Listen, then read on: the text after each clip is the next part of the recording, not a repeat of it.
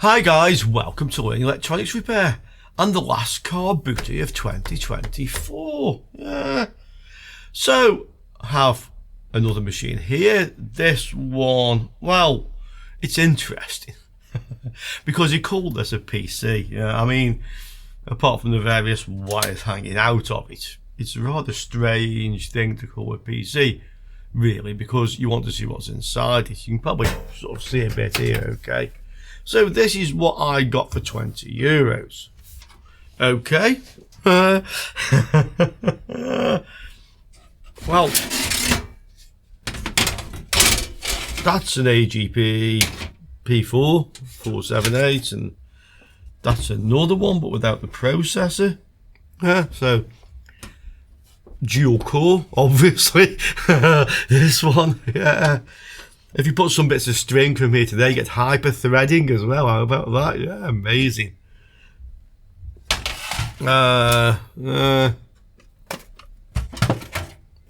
And yeah. Plus there's there's one optical drive in here, and then looks like a floppy drive or something here, actually. Yeah. No hard drive in it. So I guess really we can say we have two motherboards here, basically. So yeah, I'm going to get this motherboard out of here, and then let's see if any of this is any good. And in fact, I've just noticed an actual fact that both these boards are the same. Well, when I say these boards are the same, I mean they're very similar. Blue CNR, brown CNR. Guess it's just what they had. Everything else looks about the same, to be honest. This is loose on this one, not on this one. So this has RAM and processor, this doesn't. That's taken a real bash to the heatsink on the north bridge. This one, yeah, this one here has some bad capacitors. Yeah, I think just those two are particularly bad, but there could be more. These, when they're a little bit bulged like that, sometimes they'll go pop when you plug them in. And as soon as it's New Year, we're going to find out. Yeah, let's just try it. This has a similar issue with the capacitor just there. A little bit domed. Other than that, they look sort of generally okay-ish, I guess. I think what I'll do is I'll try this one first. And then I'll use the memory and processor off this one to try the other one. These boards, I think I've looked these up, they sort of sell for £30 or £40. So if I get two working ones, that's good. If I get one working one, well, double my money probably. So let's do the quick test for the 12 volts, make sure we don't have any short circuits. So ohms range, find the ground. What do we have? That's, well, one side connects to ground anyway, and the other side doesn't, so that's okay. Look at the other one. So this side should be ground according to what I've just seen. Yeah.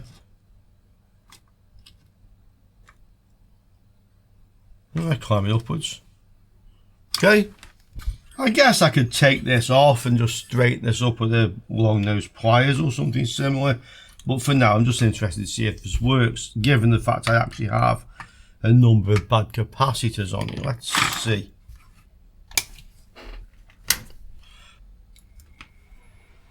Starts but doesn't boot. Okay. Zeros. Yeah. Starts but doesn't boot, zeros. Let's just take the RAM and CPU off this one and put them onto this one, and let's just see if they're okay. In fact, actually, I'll just try this without the RAM first, but I don't really believe this will make any difference. Okay, power on. Oh, it's bleeping. That's interesting. Listen, it bleeped. No lights or codes. Just got a bad connection in there. Yes. Okay, so just a dodgy connection on that. Let's put the RAM back in. Now what do we get?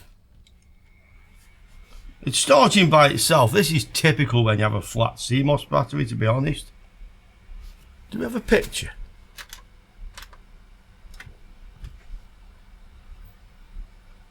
No. So it boots as far as D5, but no picture. No more bleeps. Take one of these out. Again.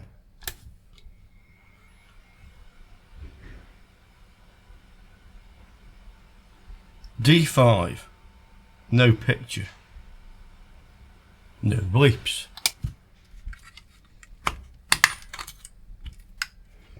Was this stopping on C1? E0, okay. You'd think E0 came after D5, wouldn't you? Like, you'd think like it gets further. When there's no RAM, then if I have some RAM. Okay.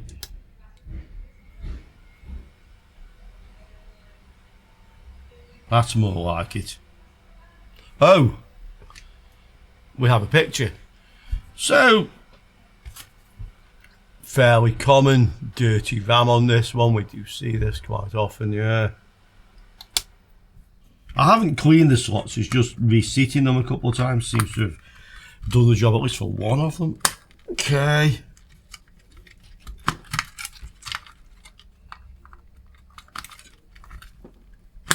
Okay.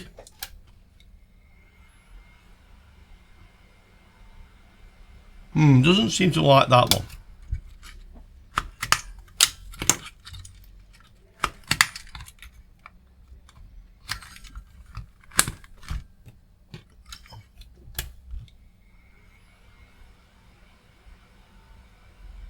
Oh, that sort. Yeah.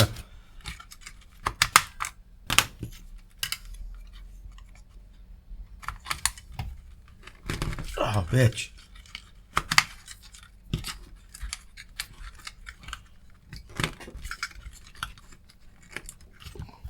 It's right in there.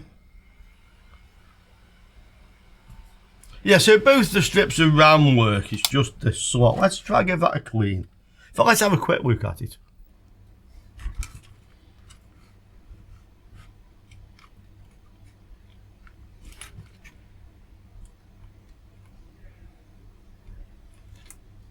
Doesn't look too bad. Okay. Give that a clean. I find actually this thing's not so bad for this, you know. It'll fit into the slot. It's a little bit abrasive. It's just plastic, but it doesn't bend the pins or anything. It's definitely touching the pins. I can feel it.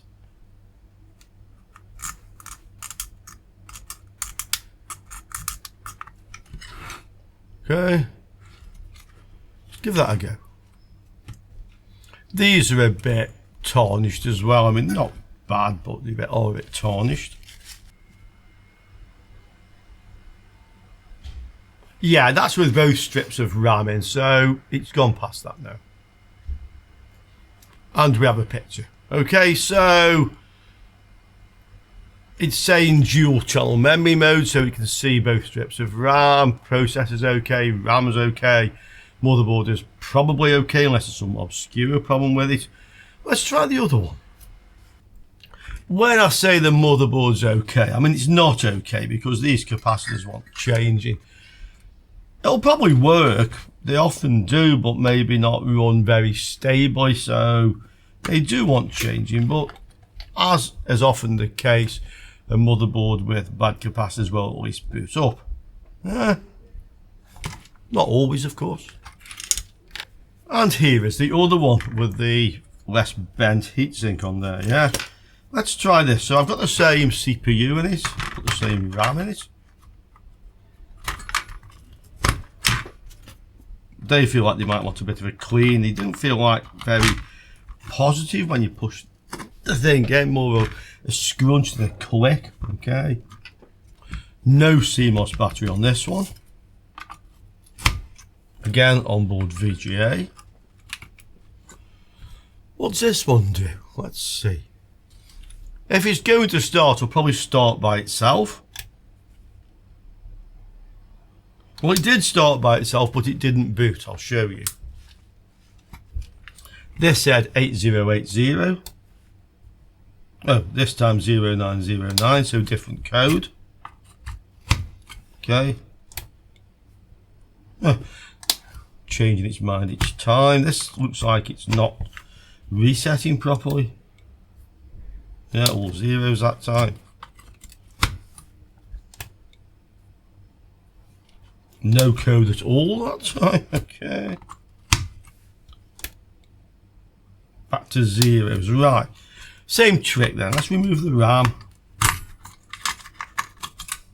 Does it want to start? No. I'll put a CMOS battery in. Although in fairness, the other one was completely discharged anyway, I'm pretty sure. So I don't really see any likelihood this will help. But you know, we should just eliminate it anyway. Now is the time to do that. Okay. Back to 07. I've noticed the fan isn't working on this one as well. And we know the fan was good from the other one. 87, okay. This looks like it doesn't complete the boot startup. Let's just try switch it off from the switch. It will switch off from the switch, so like the power on sequence thing should be working.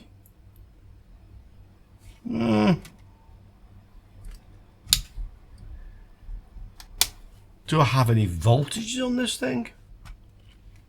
Let's see what I have. CMOS, of course, is good. VCore.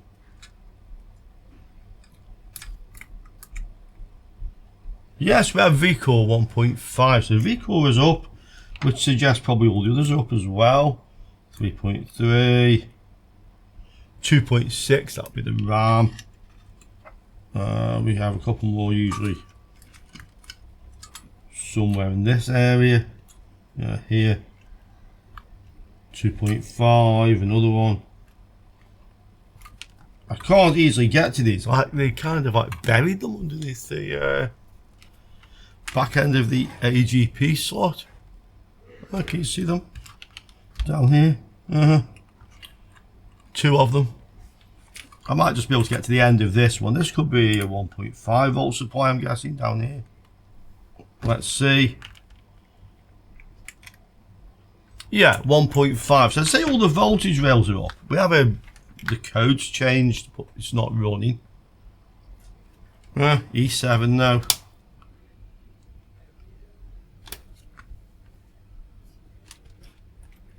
That time it didn't start by itself.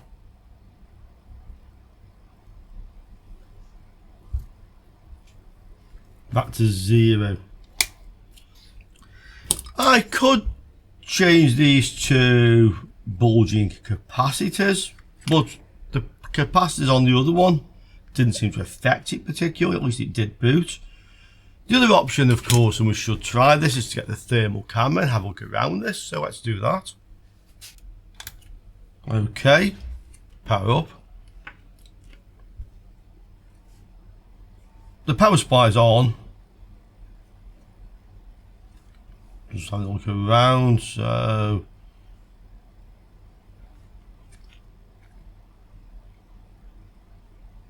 $39, 40 degrees, nothing what you would call hot here. Okay.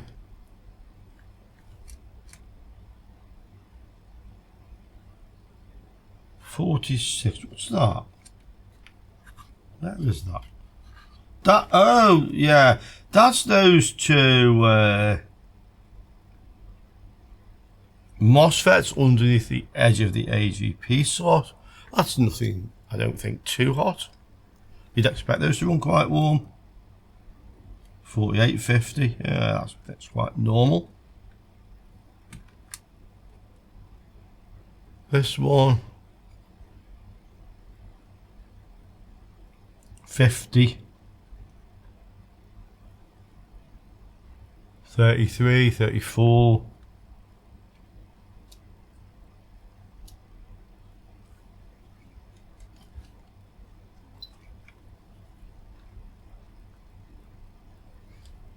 clock gen I would say 38, fine. Yeah, LAN.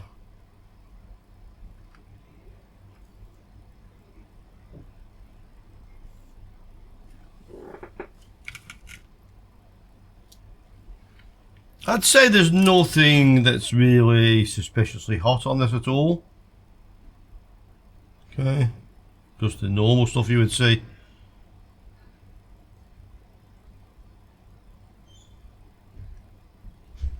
Yeah, looks reasonable. Let's change these two obviously bad capacitors and let's have a look. Actually, I just took the CPU out. I was going to desolder those capacitors.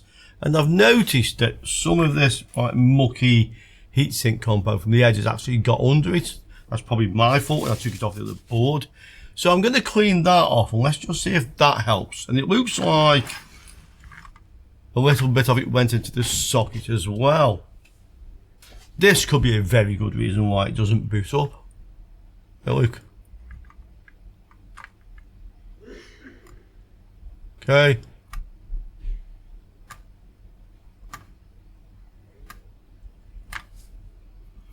It's a bit dry, that stuff. I'm going to try some isopropyl. I mean, the worry is here, this stuff will go further into the socket, but let's try. So first of all, the CPU. Get that off. And in fact, look, there's more of the stuff down this side, so I really need to clean this up a little bit.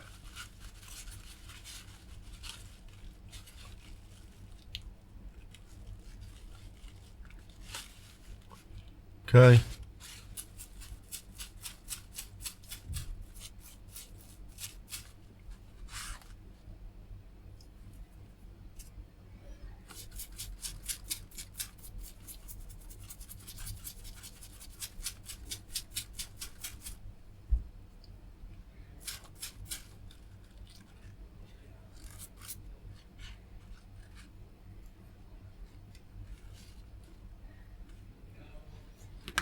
Okay, the CPU is a lot cleaner now.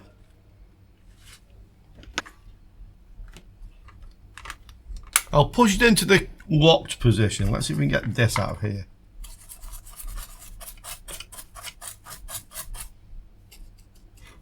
Yeah.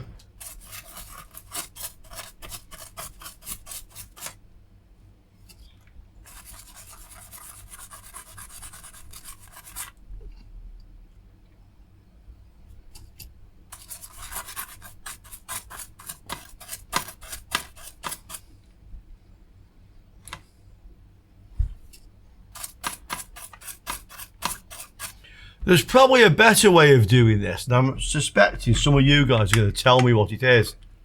But that's not bad, I think. Okay.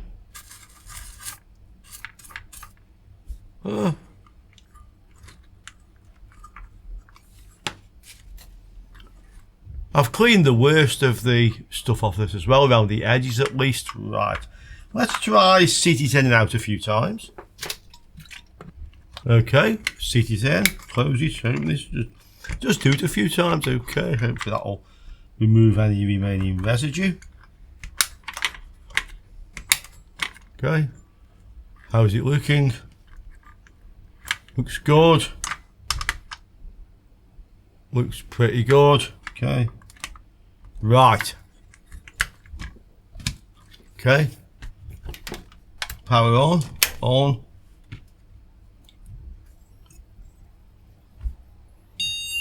It's bleeping. The fan also tried to spin as well. Again. On. Start. Booting.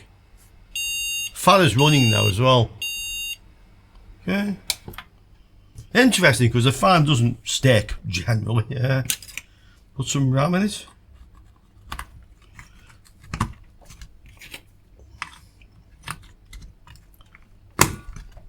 that was more positive, at least the second one was. Okay.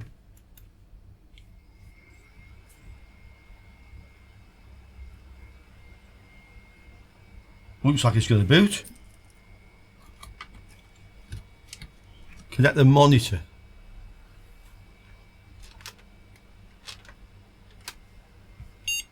Yeah, one bleep.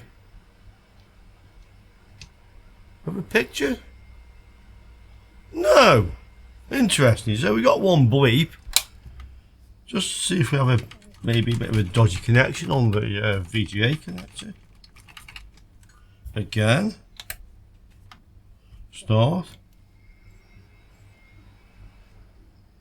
This time it switched on and switched off by itself. Back on by itself.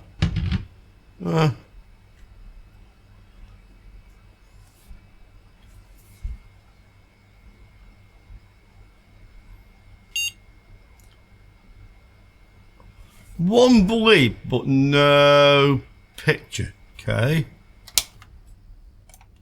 Is this corrosion? I mean, there is some corrosion here.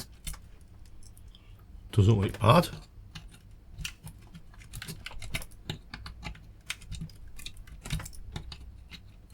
Okay. Once more. On. Start.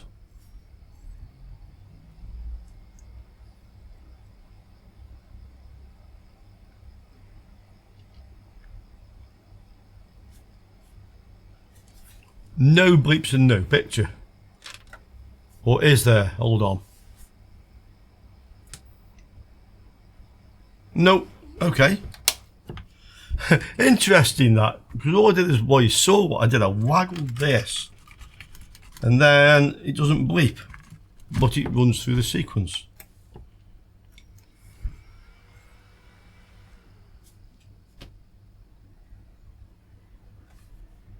It's doing this by itself.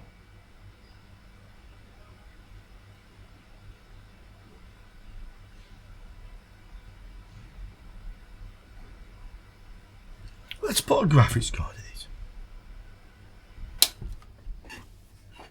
it. Okay, power on.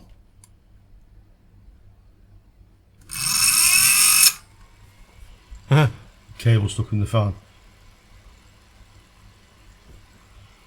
D3. Didn't go any further. Again. This is a known good graphics card, it's the one I always use.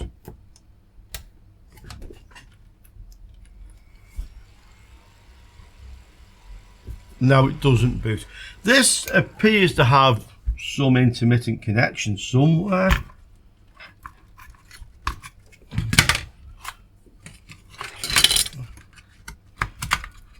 Back to basics a little bit. No RAM. Okay, power on. Does now. Yep, no RAM. Fair enough, we can believe you. Put one strip in. Power on.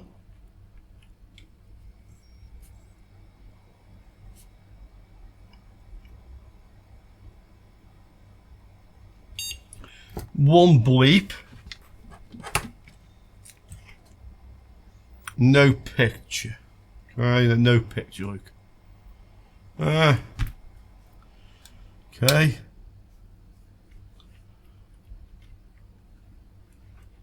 Again, with the monitor attached this time. Power on, power off. Power back on.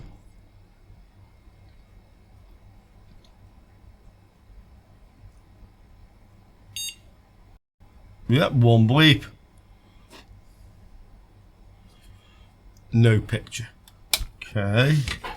And with my known good graphics card,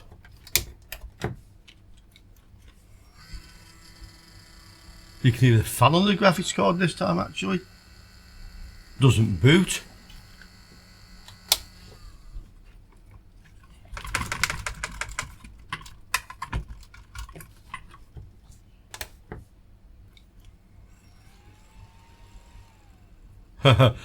So you can see, guys, there's something really intermittent on this board. This is like what I class just too infuriating. Even if it boots now, I wouldn't trust this in the slightest.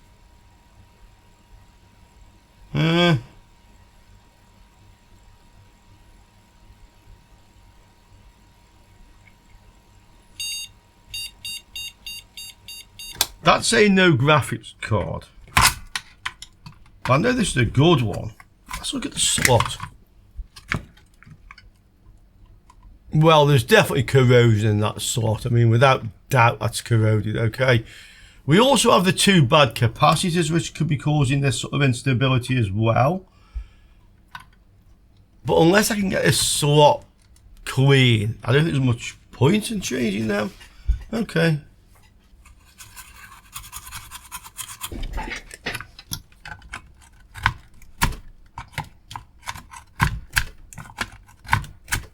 I've used the technique of putting some ISO in the slot and then repeatedly inserting and removing the graphics card. Probably a little bit of ISO still in the bottom there, but it does feel like it's going in rather more positively now. You know, like a proper click, which I didn't have before. So let's try that again.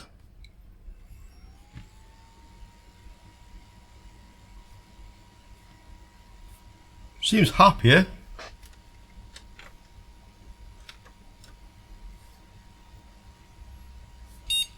One bleep.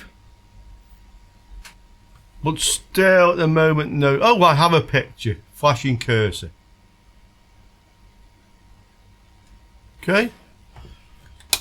I wonder if that has anything to do with why the onboard VGA doesn't work.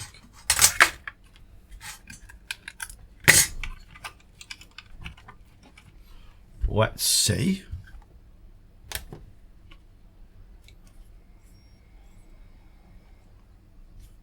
Okay, power's off.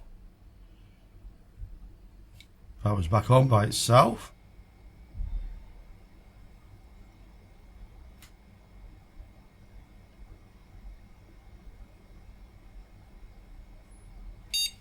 One bleep. No picture from the onboard VGA. Okay. That's an interesting fault. Okay, I'm going to change these capacitors. Just the ones I can see visibly are bad, which is this one and this one. I'd be very interested, in fact I am very interested to see if we then get a picture from the VGA. If we don't get a picture from the VGA, there's some corrosion down in this area for sure. Yeah, down there, plenty of it. It'd be interesting to see if we can actually diagnose this type of problem. I've not come across this before, so it's interesting.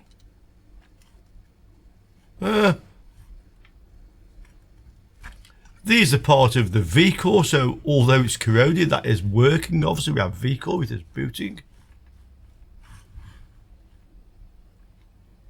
There's this chip down here, because it's close to the VGA connector. Is that something to do with it, that thing? It's it's like a CMOS, or rather TTL type thing. ACT08, like a 7408 or something. Looks okay on the other side. Let's get these capacitors changed first. Okay, I've replaced the capacitors. Let's see what it does now. So power on, start.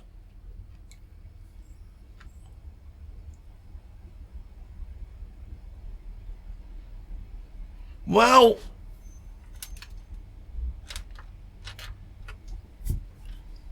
we're on that D5 again. This seems to be a RAM issue, I think.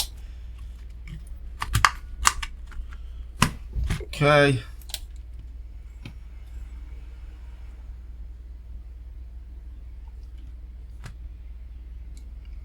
Okay, let's see. Yeah, it's gone past it this time, so dirty RAM slots.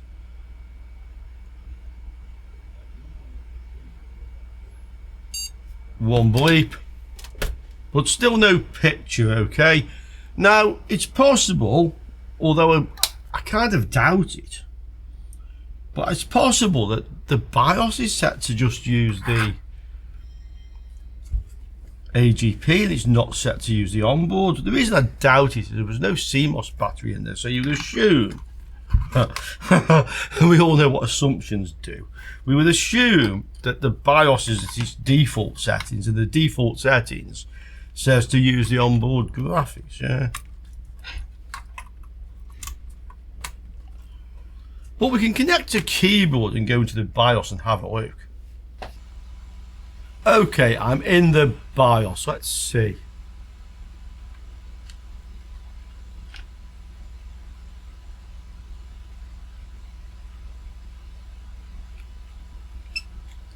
That just gives me a choice of AGP PCI or PCI AGP, okay? I don't see any option, no, I don't see any option to turn on or off the onboard graphics. I can load the optimal defaults, we can save that. Yeah. Let's go back to the onboard video again. And we can try. With the BIOS settings to default.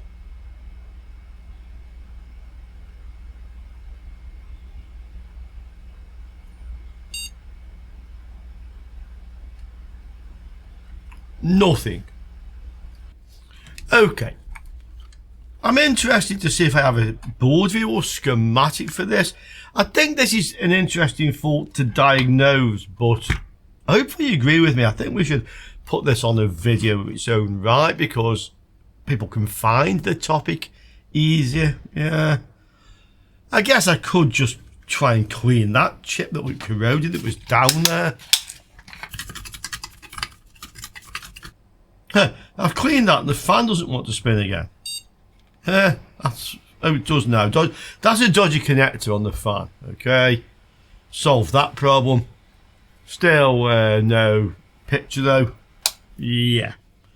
Right, two things to end this video. One, are these things worth anything other than about 30 or 40 pounds, which I thought? And two, do I have a board view or schematic? Well, as usual, somebody's asking a lot of money for one, somebody's asking a lot less for one. Okay, how about sold ones? Well, one was boxed and sold for like 39. Yeah, that's a complete PC. 42. Yeah, this about that sort of £40 price. There's a boxed one there, Luke. That one fetched 90. Why? There's nothing bundled with it. That one fetched 99. And that's with a 2.8 gig. And that only fetched 25. Okay, guys, so 25 to 100. Yeah, sold. Go figure that one out. And I have two, but one doesn't function properly. Now, let's look see if I have a board view or schematic. And I don't. I have P4i45G, but not 65G. I had a look online to see if I could find a board view for this one, and I don't have. That's a bit of a shame, because I would have liked to have a look at this VGA connector to see if I can find some reason why it's not working. You can see it goes down sort of behind there. I don't think there's any components down here hidden underneath that parallel port.